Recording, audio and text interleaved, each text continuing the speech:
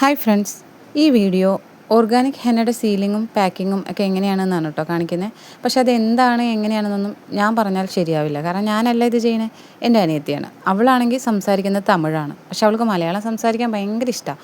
അപ്പോൾ മലയാളത്തിൽ തന്നെ വീഡിയോസിൽ പറയാം എന്നാണ് അവൾ തീരുമാനിച്ചിട്ടുള്ളത്. ചെറിയ ചെറിയ മിസ്റ്റേക്സ് ഒക്കെ ഉണ്ടാവും, നമുക്കതൊക്കെ അഡ്ജസ്റ്റ് ചെയ്ത് പോവാം. ഓക്കെ.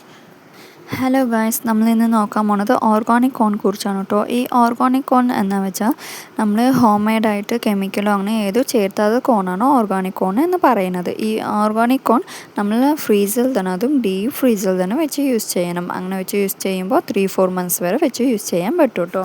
ഈ ഷീറ്റിന് നമ്മൾ സെലോഫൻ ഷീറ്റാണ് പറയുന്നത്. ഇത് ഹെന്ന സ്റ്റോർ അങ്ങനെയാണ് കിട്ടുന്നത്. അങ്ങനെ നമ്മൾ കുറേ കോൺസൊക്കെ ഉണ്ടാക്കി വെച്ചിട്ടുണ്ട്.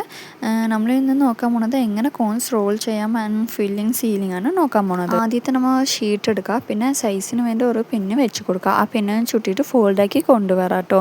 അങ്ങനെ കൊണ്ടുവന്നിട്ട് ലാസ്റ്റ് എത്തുമ്പോൾ ഒരു സെല്ലോ ടേപ്പും കൂടി വെച്ച് ഒട്ടിച്ച് കൊടുക്കുക. പിന്നെ ആ കോണിൻ്റെ മേൽഭാഗം കൂടി ഒരു ടേപ്പ് വെച്ച് ഒട്ടിച്ച് കൊടുക്കുക. നെക്സ്റ്റ് ഫില്ലിംഗ് ആണ് കേട്ടോ. അതിനു വേണ്ടി ആദ്യത്തെ ദിവസം പേസ്റ്റൊക്കെ മിക്സ് ആക്കിയിട്ട് പൈപ്പിംഗ് ബാഗിൽ ഇട്ട് വെച്ചിട്ടുണ്ട് കേട്ടോ.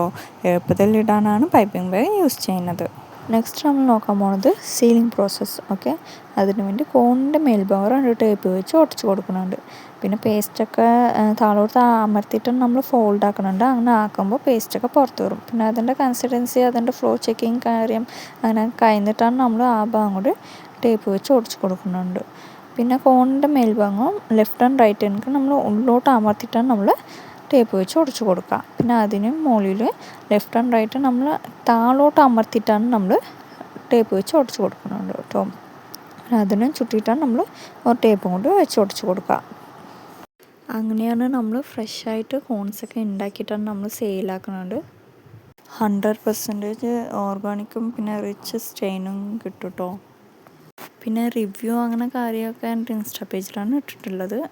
ഇപ്പോഴല്ലേ നമ്മൾ യൂട്യൂബ് തുടങ്ങിയിട്ടുള്ളൂ, അപ്പോൾ ഇപ്പോൾ ഇട്ടിട്ടില്ല, ഇൻഷാല്ലാ ഇടാം. നെക്സ്റ്റ് നമ്മൾ നോക്കാൻ പോകുന്നത് ലോഗോ കുറിച്ചാണ് കേട്ടോ.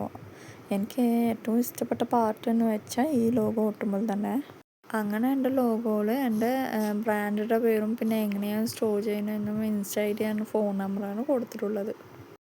ഈ സ്റ്റിക്കർ ഒട്ടുമ്പോൾ തന്നെ എൻ്റെ കോണിൻ്റെ ഭംഗി ഇനി കൂടുതലായി ഉണ്ട് എന്ന് ഞാൻ വിചാരിക്കുന്നു.